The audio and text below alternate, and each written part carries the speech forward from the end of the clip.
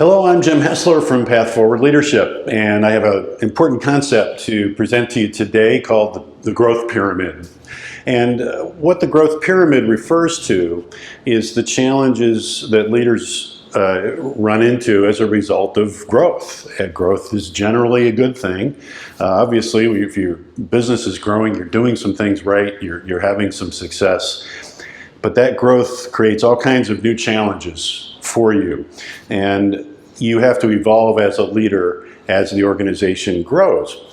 Now, many of us achieve this growth without kind of recognizing that it's happening. So let's look at a model using a couple of simple pyramids to explain what's really happening when you're part of your leadership team in a growing organization. So let's imagine a pyramid that has maybe 50 people. We'll just use that size for the sake of argument. It could be 500, whatever number you want to put on there. Let's say that organization has 3 levels of hierarchy. Let's say you're the person at the top. And we look several years into the future and we see that you've been successful and now you're a 150 person operation, and congratulations. Now the way that, if you're like most people, the way you're going to conceive of that growth is occurring downward in the pyramid. So the pyramid is getting bigger below you. You're still at the top, and maybe we've added another layer or two of people in hierarchies deeper now, but you're still where you were, it's just the organization's bigger. Now the problem with that view is it's not really an accurate representation of what happens when your organization grows. This is what it really looks like, in that the pyramid gets broader and bigger, and the top point of the pyramid grows above you.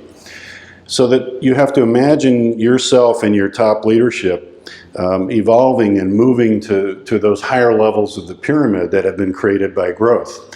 The basic conception here is that the leadership of a 150 person organization is different by matter of degrees than managing a 50 person organization. And we're going to talk about some of those changes and give you a list of things to keep in mind as you're facing that challenge of growth. So the growth occurs upwards. It doesn't grow downward, and the fact is the organization can't grow beyond the capabilities of its leaders. So if that leader of that 150 person organization is trying to run it the same way they ran it and led it when it was a 50 person organization, they're probably going to fail. So with that in mind, here's 7 things. You could probably add to this list, but here's 7 things that we see as critical in changing the mindset and the practices and the orientation of the leader as they find themselves in this new role that they may not have even been formally promoted to. So number 1 is your strategic orientation. Now clearly you're going to be dealing with more tactical issues at the 50 person level than you are at the 150 person level. You have to get out of your tactical mindset. You have to get into a much more strategic mindset. This organization is now counting on you to think over the horizon. Where's the next level of growth going to come from? So you may have been able to run that 50 person organization pretty effectively with a strong tactical orientation. Now you need a strong strategic orientation, and the tactical elements of managing the business need to be handed off to competent people below you. Second thing on the list of adaptations, I'll call it, is that you need to have a greater awareness of the importance of culture in your business. At 50 people, you can know everybody. You can have a very direct impact on the way people talk and the way that the culture develops. At 150 people, a lot of that cultural development is going to happen in ways that you might even be unconscious of or not paying enough attention to. At this point, you have to make sure that your culture is healthy, that the best elements of that 50 person culture are brought forward, and then that the culture adapts and grows in ways that it needs to meet the growing needs and complexity of the larger organization. The new communication strategy is number 3. So in your 50-person organization, it's very easy to communicate. You don't have a lot of layers to communicate through.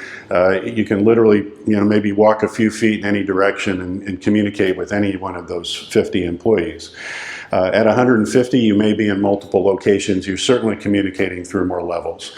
So think about your communication strategy and how different it needs to be now that you're larger. Number 4 is focus. Now, as your organization gets more complicated and there's going to be a lot of stuff coming at you, you need to focus. You need to know what's most important for you to be thinking about and for you to be spending your time. As the organization gets larger, there will be all kinds of demands that will be brought to you. You need to protect yourself and create boundaries so that your executive level of contribution is what's first and foremost.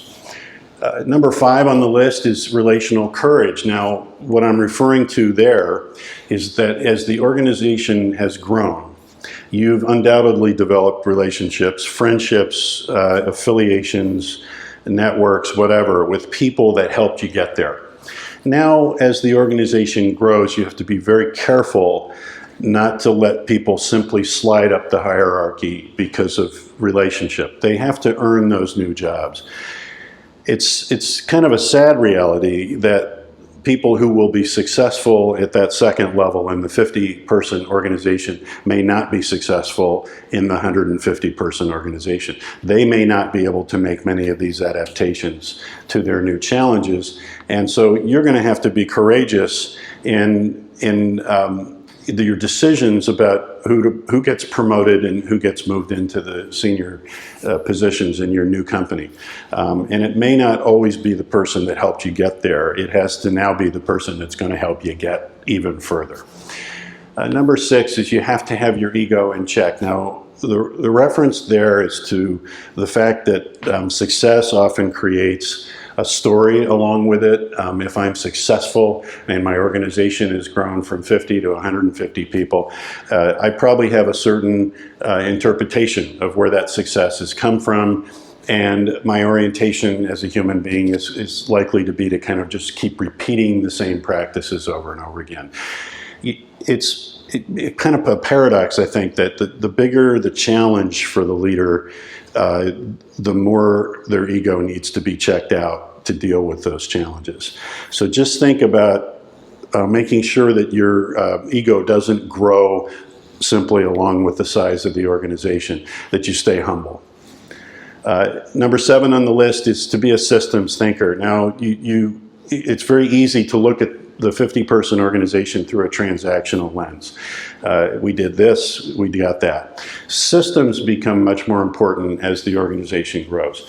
There's a lot more to think about cause and effect now. That whole chain of cause and effect may be significantly longer and more complicated now that you're a larger organization. And so this is part of your strategic orientation as well, but you think systems, think processes, think about why things happen the way they do in your organization.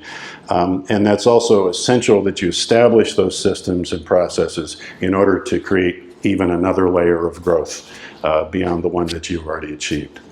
So these are, again, good examples of things that often defeat leaders. Some leaders are very successful in a 50-person organization and not at all successful in a 150-person organization. I think this is a good list of things to think about as you not only choose who to promote to these positions, but even to choose whether you're the right person to take that new role in this raised pyramid model.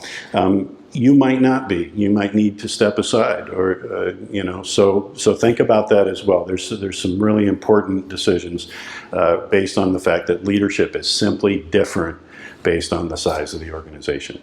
So thank you very much. We'd love to hear from you with any comments or suggestions or additional ideas around this conversation. Take care.